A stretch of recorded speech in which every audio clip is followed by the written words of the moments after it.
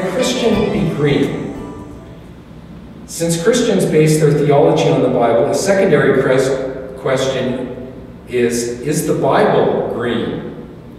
Or as Greg put it on the Greg and Marlowe show, can you believe in the Bible and be green?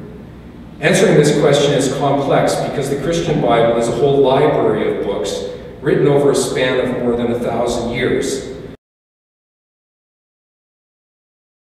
A good case could be made for impeaching human beings.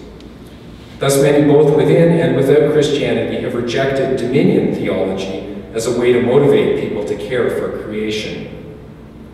For those who insist on it, I would point out that with great privilege comes great responsibility, that dominion is on behalf of God, and the prophets repeatedly emphasize that God has the power to remove corrupt kings.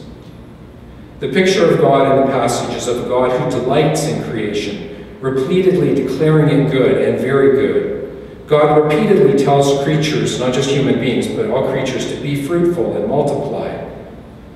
In this literary context, the image of God in humanity refers to humanity's ability to delight in the goodness of creation like God, and to cooperate with God in creating fruitfulness and blessing for all creatures.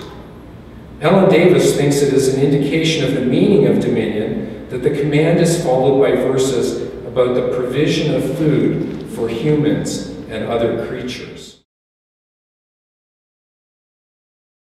The indigenous people in this movie, the Na'vi, also have a sacred tree that when Jake Sully in his avatar form goes to and connects to, he can hear the ancestors of the Na'vi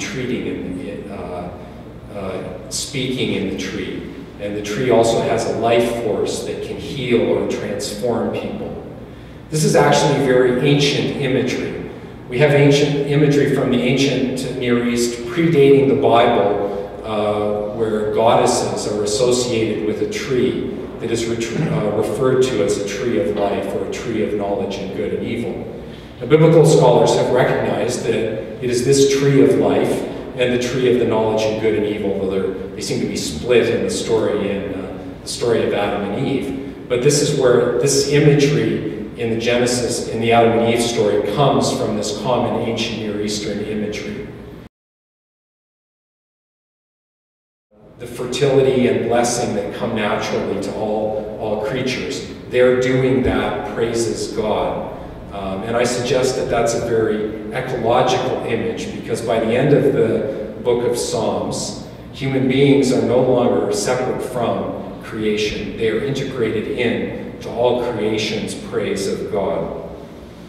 So ecologically, we need to find images not of humanity separate from and above creation, but what we know from ecology as part of creation, interdependent and interrelated with it.